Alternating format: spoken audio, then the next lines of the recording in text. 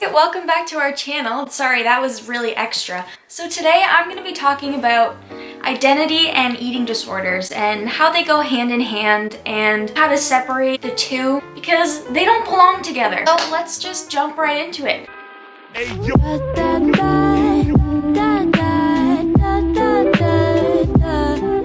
So when you get further into your recovery and out of the thick of your eating disorder, what tends to happen is you may feel like you've lost a part of yourself. You might start to question yourself and your identity, and you might start to ask yourself, who am I if I'm not sick? Who am I without my eating disorder?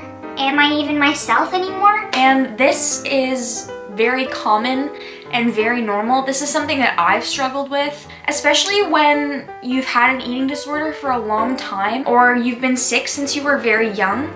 Your eating disorder really becomes a part of you, and it kind of creeps its way into your life, and it really latches onto you, and you start to feel like you're not yourself without it.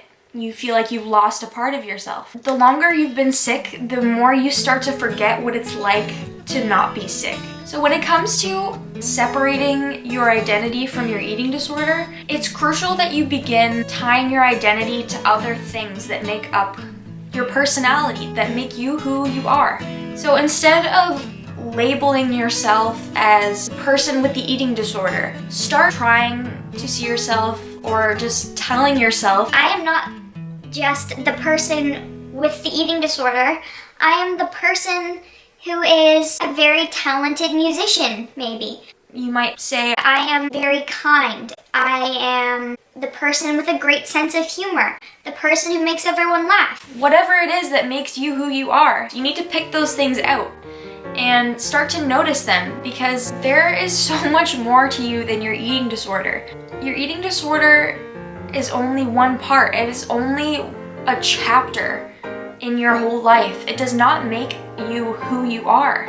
I know that your eating disorder may have felt like or may feel like the most important thing in your life. And when you are sick with an eating disorder, your life revolves around that eating disorder. And you have to remember that this is not the defining thing in your life. So when you continue to hold on to your eating disorder as part of your identity, you're never going to be able to fully move on with your life, because you can't be like 3 years into recovery and still be the person with the eating disorder. As long as you're holding on to that sick mentality, as long as you're holding on to that part of you that is ill and frail and fragile, you're never going to become stronger. It is very important that as you recover, you start to let go of that, and it doesn't have to happen all at once. It's not realistic to expect someone to just completely let go of their disorder. Expecting yourself or expecting somebody else to let go of it right off the bat, it's just not going to happen.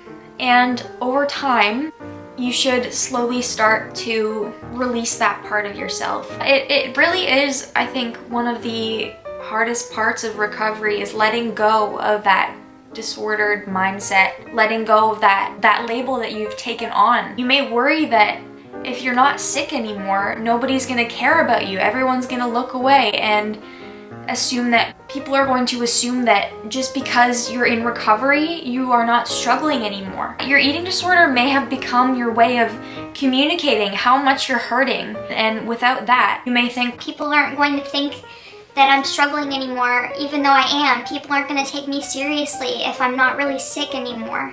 But this is not true. There are other ways to communicate how you're struggling, and once you've been sick and once you've had that as your main way of communicating, it becomes so much harder to use other ways and healthy ways of communicating.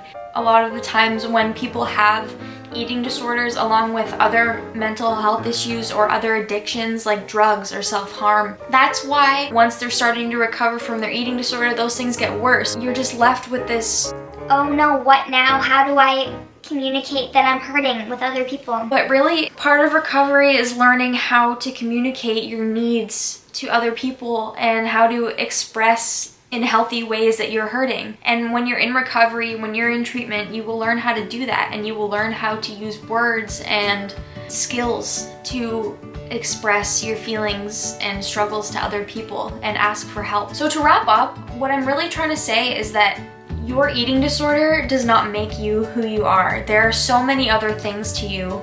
Everyone has a unique personality. Everybody has something that makes them who they are. And that is not an illness. This could even apply to any illness or trauma or negative experience or labels. You know, this can apply to anything. You can decide what makes you who you are, and you can decide how you express yourself and how you present yourself to the world. That is up to you. And this sounds so cheesy and very cliche, but it is the truth. Your eating disorder is not your full story. It is only one part of it, and it does not define you. Don't let your eating disorder make you who you are. Don't live the rest of your life as the person who is sick, because you are so much more than that. So that is all I have to say for now on this topic. Thank you for watching this video, you guys. I hope it was helpful for you. If you like this video, give it a thumbs up. Don't forget to subscribe to our channel. Let us know what you want to see in upcoming videos. We love hearing from you guys. Always do. And we will see you when we see you. Bye!